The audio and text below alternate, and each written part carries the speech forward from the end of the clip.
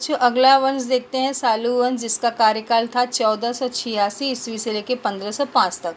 सालू वंश का संस्थापक कौन था? सालू नरसिंह था।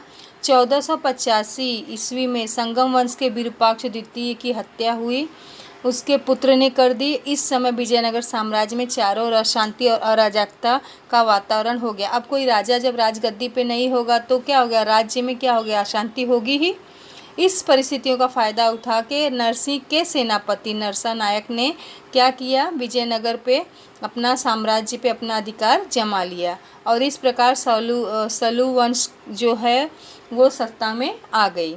इस प्रकार लगभग 20 वर्षों में 3 राजाओं ने शासन किया। देखो, सुलू नरसिंह देव राय, थिम्प भूपाल नरसिंह राय देव द्वितीय, इन तीनों ने किया। अब आ जाते हैं तुलु वंश। तुलु वंश जो था उसका कार्यकाल जो था बच्चों 1505 से लेके 1570 ईस्वी की थी। इसमें इसके संस्थापक कौन थे? वीर नरसिंह ने। समझ गए? इतिहास में इसे द्वितीय बलापहार की संज्ञा भी दी गई। 1505 में नरसिंह ने सुलु वंश के नरेश इमांडी नरसिंह की हत्या कर दी और स्वयं को विजयनगर साम्राज्य के सिंहासन पर बैठा दिया और तुलु वंश की स्थापना हो गई। लगभग 65 वर्षों तक तुलु वंश का शासन चला। इस वंश ने सत्ता को संभाला। इस प्रकार आगे देखिए आप, कितने राजाओं ने इस वंश पे शासन किया। देखो बच्चों, आप लोग यहाँ पर देखो, वीर नरसिंह, कृष्णदेव राय, अच्युत देव राय, वेंकट प्रथम, सदाशिव राय, इन सब राजाओं में कृष्णदेव राय की चर्चा बहुत अधिक है। अभी मैं इसके आगे की वीडियो में कृष्णदेव राय के बारे में आपको बताऊंगी कि कृष्णदेव राय कैसा राजा था, आपको किताब में दिया गया है। तो तुलु वंश में जो था 5 ये राजाओं ने शासन किया। उसके बाद 1570 के बाद बच्चों आता है अरविंद वंश। 1570 से लेके 1652 ईस्वी में यह जो था विजयनगर का चौथा और अंतिम वंश था।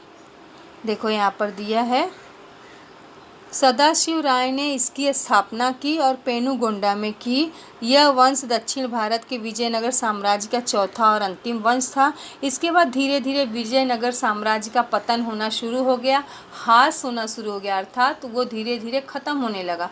दूसरे राजाओं ने उस पर अपना अधिकार जमा लिया और विजयनगर जो है साम्राज्य जो है, जिसे जीत का नगर भी कहते हैं, विजयनगर अर्थात जीत का नगर, जीत का शहर, वो धीरे धीरे ख़त्म होता चला गया।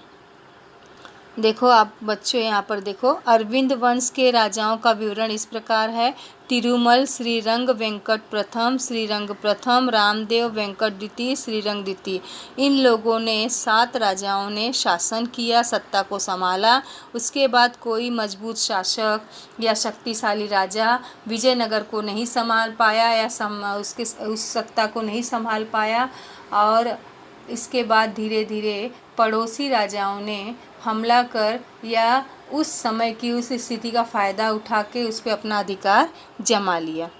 देखो बच्चों, विजयनगर साम्राज्य के पतन का कारण, पड़ोसी राज्यों से शत्रुता की नीति। अक्सर इसका जो विजयनगर जो है ये पड़ोसी राजाओं से, नरेशों से झगड़ा होता था, जिससे भी साम्राज्य की स्थिति शक्तिहीन होते चली गई, धीरे धीरे कम होती चली गई। क्योंकि बच्चों युद्ध होगा तो युद्ध सामग्री लगेगी, सामाजिक स्थिति खराब होगी, है ना। निरंकुश शासक यहाँ पर दिया है दूसरा पॉइंट, मतलब जो जनता में लोकप्रिय नहीं थे, अपने में ही मस्त रहने वाले राजा, अपने ही ऐशो आराम को देखने वाले राजा। इससे भी क्या हुआ, शक्ति धीरे धीरे हीन होती चली गई। प्रजा की जो सहयोग, प्रजा का जो सहयोग मिलना चाहिए वो राजा को नहीं मिला, क्योंकि राजा भी प्रजा के प्रति उतना लगाव नहीं रखता था और न ही प्रजा जो है राजा के प्रति एक तरह से कह सकते हैं कि सहयोग नहीं देते थे। तो इस प्रकार भी ह्रास होता चला गया। गोलकुंडा तथा बीजापुर के विरुद्ध सैनिक अभियान, देखो यहाँ पर दिया है। बन्नीहट्टी का युद्ध तथा विजयनगर साम्राज्य का अंत, यहाँ पर ऊपर दिया है। उड़ीसा विजयनगर के आक्रमण। इस प्रकार बच्चों धीरे धीरे इस प्रकार दक्षिण भारत के अंतिम हिंदू साम्राज्य का अंत हो गया।